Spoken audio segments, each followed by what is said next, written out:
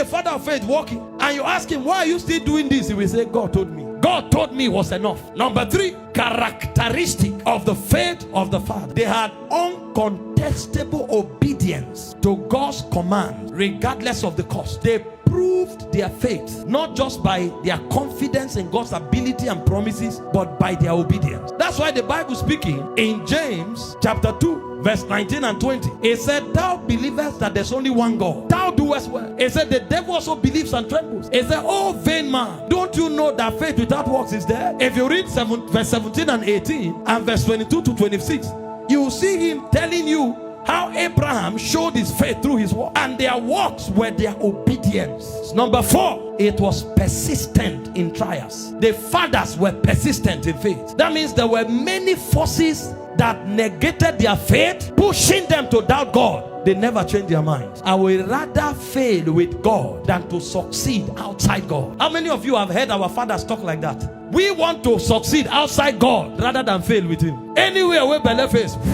That's why you will see 1 million of us gather for one miracle service. That means among 1 million people, only one person has light. So the miracle service itself is a sign of where our Christianity is, that we are backward. How I wish somebody will practice these things and see how your life will change. You know, when we teach about faith, we just stir people's faith up and we start declaring and they start receiving. That's why we are masters of receiving, yet we never manifest anything. I'm teaching you not just to know how to receive, but to know how to demonstrate. Because those who demonstrate, this is the angle they learn from. Perseverance. James 1, 2 to 4. See the way the men spoke. He said, my brethren, count it all joy when you fall into diverse temptation. How do you count temptation joy? He will tell you why. Next verse. Knowing this, that the trying of your faith worketh patience. You can't have faith without trials. Abraham waited for 25 years. Meanwhile, in these 25 years, he changed his name from Abram to Abraham. People will look at him and say, oh God, don't mad. What is happening? Child is not coming. You are changing name. You don't have one. You are calling yourself father of kings. Which nation are they kinging? The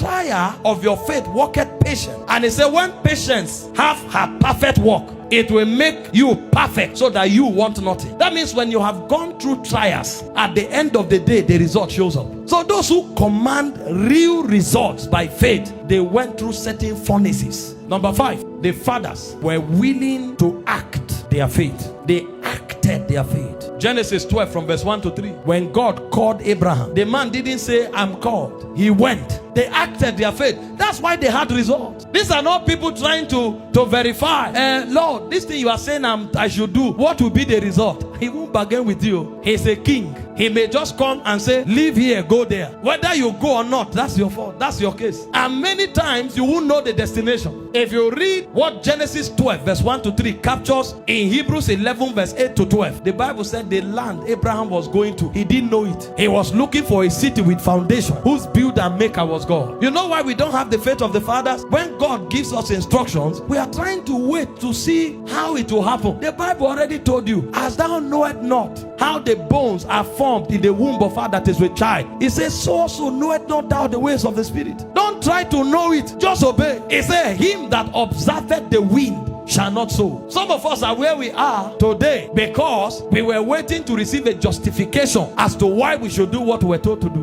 We are willing to obey but want to know all the facts. The fastest way to arrive destination is to follow divine leading. And believe me, those who follow divine leading oftentimes don't know where they are being led to. Abraham didn't know. You will not know. So don't ask for how. Don't ask for where. Go. It's as you go that it shows you. Finally, the faith of the fathers is a faith that has legacies. They handed over the legacy of faith to their children. Legacy. Build the legacy of faith, sir. Don't just give your children cars. Give them tokens of faith. Give them tokens of faith. Build legacies of faith. 2 Timothy 1 verse 5 to 7. Paul was speaking about Timothy, why he became the man. It was not by chance. When I call to remembrance the unfeigned faith that is in thee, which dwelt first in thy grandmother Lois and in thy mother Eunice, I am persuaded that is in thee also. They transferred it, the way of faith, the character of faith, the life of faith to their children, and they became wonders in their generation. I don't know where you are coming from, but the same thing he did with the fathers, he can do with you. Only make sure that you have apprehended the Bible faith that comes only from the word of God. And when you apprehend that faith, make sure you